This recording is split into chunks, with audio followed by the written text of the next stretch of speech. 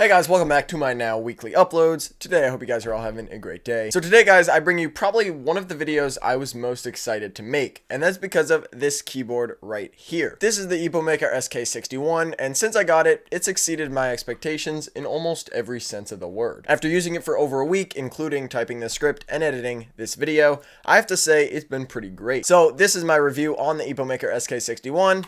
Let's check it out. And guys, before I say anything else, big thanks to Epomaker for sending out this keyboard. However, even though I didn't pay for this, my thoughts on it will not be affected. So let's start with the unboxing. And guys, the links to this keyboard and Epomaker's website will be in the description down below. It doesn't matter too much because it will only happen once, but the unboxing process is pretty nice and super simple, probably because of the keyboard's 60% size. The first thing you'll come to when opening up the box is the instructions, which really only tell you the secondary functions of most of the keys, not much else. But of course, we'll go over those later in this video. So the first time I opened this box, I was kind of amazed actually, just because I thought the keyboard looked really good. And that's not just because I got it for free. I genuinely think this keyboard looks better than some really good custom keyboards that cost hundreds and hundreds of dollars. Speaking of price, by the way, this keyboard only costs $75, and when compared to some of its competitors, that's actually pretty good. For example, the Pro 2 is $110, and the Ducky 1-2 Mini is $125. The Epomaker SK61 also comes with 4 different switch options and 3 different color combinations. The one I have here is the pink and white combination, or just called the pink,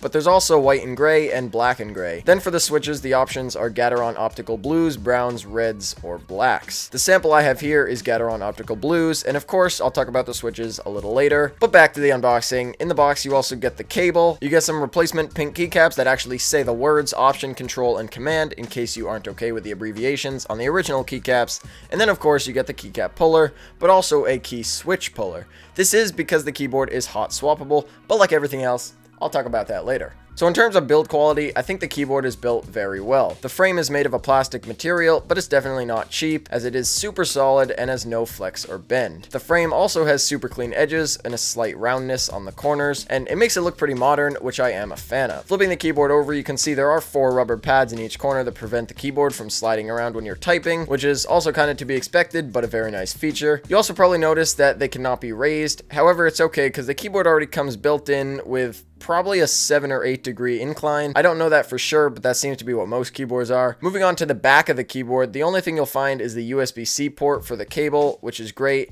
And it's actually a pretty good cable, by the way. It's braided, it looks pretty simple, although I do wish it was a little bit longer. I believe it is 1.5 meters in length, which is alright. I just wish they could have added 2 to 3 more feet, so then you definitely have enough room for cable management, because a little bit of slack is better than not enough cable. Alright, moving on to the keycaps, and this is where I think the keyboard's aesthetics really excel. Personally, I think the keycaps look really good, especially with the pink ones and the one green escape key.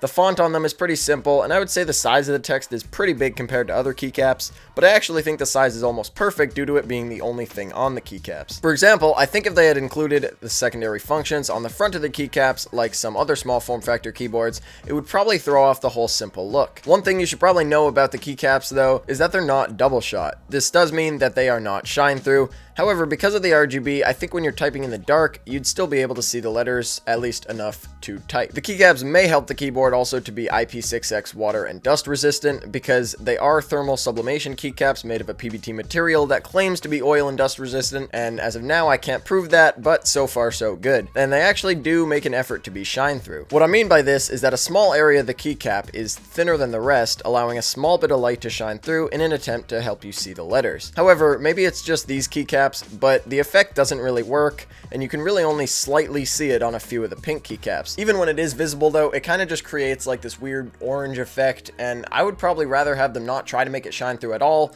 than have them try and have it not really work. Definitely not a deal breaker though, and since you can't even really notice it, it's not a problem at all. Now, however, we will talk about probably the most important part of any keyboard: the switches. Like I mentioned earlier, the sample I have here is rocking Gateron Optical Blues. The reason I need to include the optical before the name, however, is because these aren't just normal Gateron blue switches. Because they are optical, it means that they are actuated by the stem breaking up an infrared beam of light in the switch housing that sends a signal to the PC. It was just actuated. Because of this, it means the optical switches can actuate much faster than a normal switch, but still not really fast enough to notice a difference, for me anyway. This also means that the PCB is hot swappable, meaning you can change out the key switches for different ones, The problem is they have to be optical. I didn't know this at first, and I was planning on doing a custom build, in this case, just getting some new switches, lubing them, and throwing them in there. However, that won't work because the switches I want are not optical, and therefore the contacts needed to actuate will get in the way of the switch inserting correctly. I do think the switches feel pretty good though, and they're pretty easy to type on in my opinion. They're also the clicky variant of the Gateron optical switches if you don't know about the color codes. They actuate at 2.3 millimeters and require 55 grams of force, so pretty average all around. I do have to say the click isn't as distinct as some other switches. For example, I think the click feels a small bit mushier, like maybe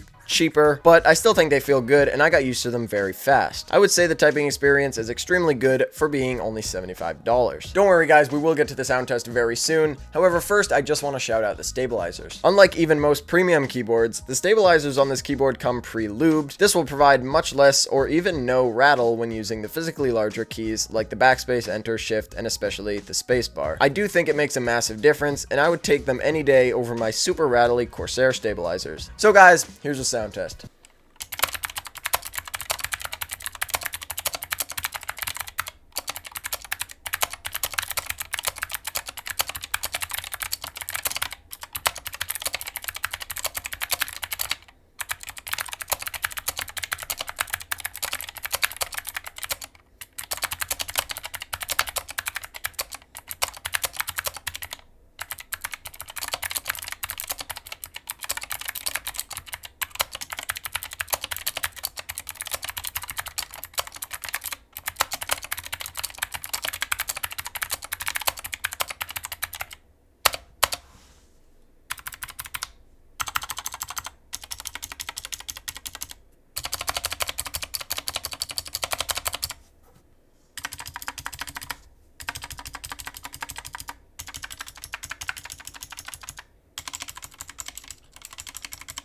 And after hearing that, I'm pretty sure you guys would agree with me about the stabilizers. You guys have probably also noticed the RGB, and while I'm sure you wouldn't be too concerned with it, it does look very good. The effects are very smooth and the lighting is very bright, so I may even compare it to something like seen on Corsair keyboards. Obviously, nothing is better than Corsair RGB though. There are 9 different lighting effects that can be made brighter, dimmer, slowed down, and sped up using the function key, which is what I'll go over now. So because this is a 60% keyboard, it means it'll be missing a lot of the function keys that even 10 keyless keyboards have. So the solution to this is to add all the secondary functions to almost every key on the keyboard, which I think works out pretty good.